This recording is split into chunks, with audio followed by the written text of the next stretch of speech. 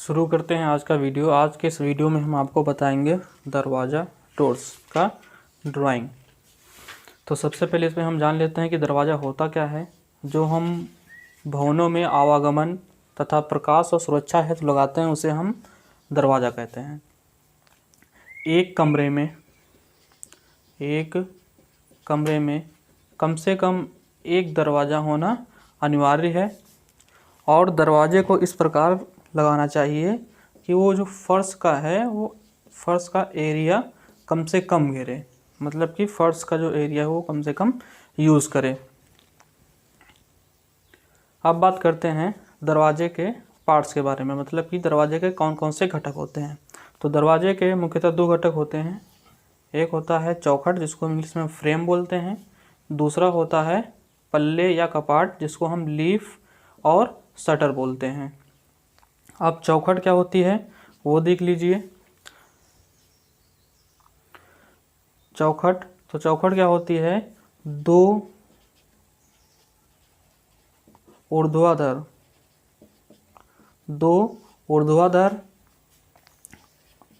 अवयव और एक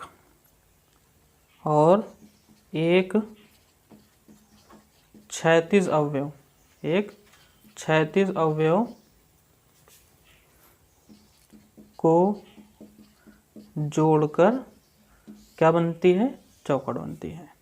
दो ऊर्ध्वाधर अवयव और एक क्षैतिज अवयव को जोड़कर हम चौखट तैयार करते हैं। इस जो ऊर्ध्वाधर अवयव हैं, जो ये दो ऊर्ध्वाधर अवयव हैं, इनको हम पोस्ट बोलते हैं। इनकी हम जो पोस्ट हैं इनकी साइज हम आपको बताएंगे। पहले आप जितना बता रहे हैं उतना बस इसका याद रखना। और एक इसमें जो ये क्षैतिज अवयव है, इस क्षैतिज अवयव को हम बोलते हैं हेड। इस क्षैतिज अवयव को हम हेड बोलते हैं। और जब ये दो ऊर्ध्वाधर और एक क्षैतिज, मतलब पोस्ट और हेड को जब हम ज्वाइंट करते हैं तो हमारा क्या बनता है, तब हमारा ये फ्रेम बन के तैयार होता है। फ्रेम किस तरह का होता है वो आपको हम दिखाई दे रहे हैं। जो हमारा फ्रेम होता है वो कुछ इस तरह से होता है। जैसे कि अभी आपको हमने हेड बताया, तो एक ये हेड हो गया क्षैतिज अवयव। दो ऊर्ध्वाधर अवयव जिनको हमने पोस्ट बताया, तो एक ये ऊर्ध्वाधर अवयव हो गया, एक ये ऊर्ध्वाधर अवयव हो गया। तो ये दोनों मिलके पोस्ट हो गए, एक ये पोस्ट और एक ये ऊपर मिलके हेड हो गया। अब इसमें देख रहे हैं आप, ये बाहर निकला हुआ है इतना पार्ट, ये पार्ट इधर निकला है, ये पार्ट इधर निकला है। तो जो ये बाहर निकला होता है, ये जो इतना बाहर निकला है, ये हमारा होता है 10 सेंटीमीटर से 15 सेंटीमीटर। ये 10 सेंटीमीटर से 15 सेंटीमीटर बाहर निकला होना चाहिए। और इसको हम बोलते हैं हॉर्न। इसको हम क्या बोलते हैं, इसको बोलते हैं हॉर्न। और ये बाहर निकला होता है 10 से 15 सेंटीमीटर, क्योंकि ये जो इतना पार्ट होता है ये दीवार के अंदर लगाया जाता है। इधर भी ये 10 से 15 सेंटीमीटर बाहर निकला होगा और इसको भी हम हॉर्न बोलते हैं। और यहाँ पर इसके साइड में यहाँ पर होल्ड फांस लगे होते हैं, जो हम उस होल्ड फांस की सहायता से दीवार में इसको सटाते हैं। और यहाँ पर जो ये नीचे पार्ट दिख रहा है, ये कम से कम 5 सेंटीमीटर हम 5 सेंटीमीटर एक्स्ट्रा बनाते हैं, जो कि फर्श में नीचे की ओर दबा दिया जाता है। तो आप लोग समझ गए होंगे कि हेड क्या है और पोस्ट क्या है। ये दोनों हो गई पोस्ट और ये हो गया हेड। अब अगला पॉइंट हम आपको बताते हैं, पल्ले और कपाट क्या होता है। ये जो पल्ले और कपाट होते हैं, ये चौखट में कब्जों की सहायता से हम जोड़ देते हैं। और जब पल्ले को हम यहाँ पर जोड़ते हैं तो एक साइड में 3 कब्जे लगते हैं, 1 2 और ये 3, मतलब 3 कब्जों की सहायता से हम पल्ले जोड़ देते हैं इसमें। जब हम एक पल्ला यूज़ करते हैं तो हम इसको एकल पल्ला बोलते हैं। और जब 2 पल्ले यूज़ करते हैं तो हम इसको द्विपल्ला, मतलब कि डबल लीफ बोलते हैं। अब पल्ले किस तरह के होते हैं वो आप लोग देख लीजिए। पल्ले जो हमारे होते हैं कुछ इस तरह से होते हैं। ये अभी हमने यहाँ पर कुछ डिज़ाइन बना दी है, इस पर आप लोग ध्यान ना दिएगा। मान लो ये सब जगह जो है ये सब फिल है, एक कुछ इस तरह से और एक ये। अगर हम एक ही पल्ला यूज़ इसमें करते हैं, मान लो कुछ इस तरह से होता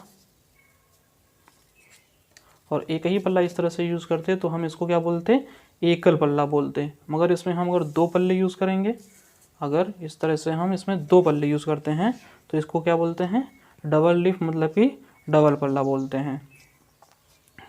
अब इसमें जो पल्ला दिया हुआ है, मतलब कि ये जो लीफ मतलब कि शटर दिया हुआ है, इसके भी कुछ पार्ट होते हैं। तो हम लीफ और शटर के पार्ट्स पे बात करेंगे।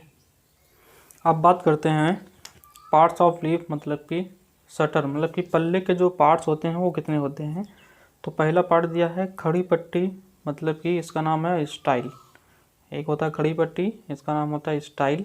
दूसरा बी है क्षैतिज पट्टी का, जिसको हम इंग्लिश में रेल्स बोलते हैं। तो इसमें हम देख लेते हैं कि जो खड़ी पट्टी स्टाइल है तो इसमें इस पल्ले में है कौन सी। तो यहाँ पर आप ये देख रहे होंगे, जो ये वाली दी है इसको खड़ी पट्टी या फिर स्टाइल बोलते हैं। ये जो दी है ये है खड़ी पट्टी या फिर इन्हीं को हम स्टाइल बोलते हैं। तो जो ये 2 पट्टिका दी हैं ये क्या हो गई, स्टाइल्स हो गई। और जो इनकी चौड़ाई होती है, जो ये इनकी चौड़ाई होती है ये वाली यहाँ से यहाँ तक, ये हम 8 से 10 सेंटीमीटर रखते हैं। और इन स्टाइल को हम क्या करते हैं, कब्जों के द्वारा चौखट में जोड़ देते हैं। कब्जों के द्वारा चौखट में इनको हम जोड़ देते हैं। जैसे कि ये इसके भी आपको बताए थे, ये चौखट हो गई पोस्ट और हेड लगाकर ये। तो हम क्या करते हैं, कब्जों की सहायता से इन स्टाइल्स को इन पोस्ट में जोड़ देते हैं। और जब जोड़ते हैं तो इसको हम क्या बोलते हैं, इसको बोलते हैं हैंगिंग स्टाइल या फिर लटकन स्टाइल। और उसके बाद जैसे कि ये 2 दरवाजे हैं, अभी मान लो ये दरवाजे खुले हुए हैं इस तरह से, जब हम इनको इस तरह से बंद करते हैं, इस तरह से इनको हम जब बंद करते हैं इस तरह से, तो ये एक स्टाइल हो गई, एक ये स्टाइल हो गई। दोनों ही स्टाइल आपस में जब मिलती हैं तो इसको हम क्या बोलते हैं, मिलन स्टाइल बोलते हैं। जब ये दोनों मिलती हैं इस तरह से, ये और ये दोनों इस तरह से मिल रही हैं, तो इसको हम क्या बोलते हैं, मिलन स्टाइल बोलते हैं या मीटिंग स्टाइल बोलते हैं। दूसरा इसमें दिया हुआ है क्षैतिज पट्टिका। क्षैतिज पट्टिका मतलब क्या होता है, क्षैतिज पट्टिका मतलब इसको इंग्लिश में बोलते हैं रेल्स। क्षैतिज पट्टिका इंग्लिश में बोलते हैं इसको रेल्स। तो क्षैतिज पट्टिका इसमें कौन सी हो गई, जैसे एक ये पट्टिका हो गई, ये वाली, एक ये हो गई, एक ये हो गई और एक ये हो गई, ये सारी हैं क्षैतिज पट्टिका।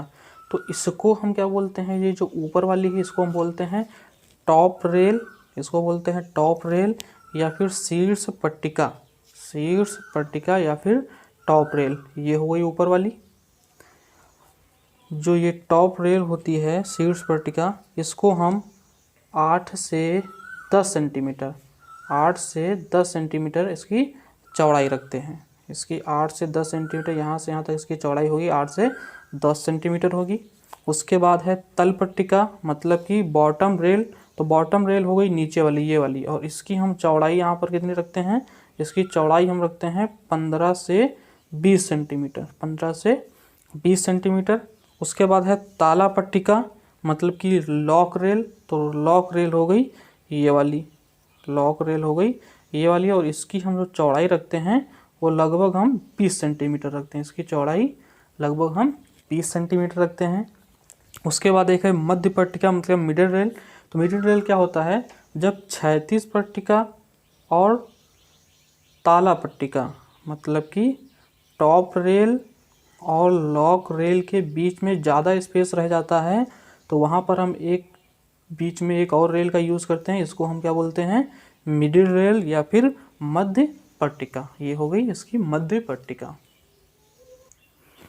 अगला पॉइंट सी दिया है ऊर्ध्विका मतलब कि मूल्यन। तो ये क्या होता है, जब हम इन क्षैतिज पट्टियों के बीच में, ये जो क्षैतिज पट्टियाँ दी हैं इनके बीच में एक ऊर्ध्वाधर पट्टी लगा देते हैं, उसको हम बोलते हैं ऊर्ध्विका या फिर मूल्यन।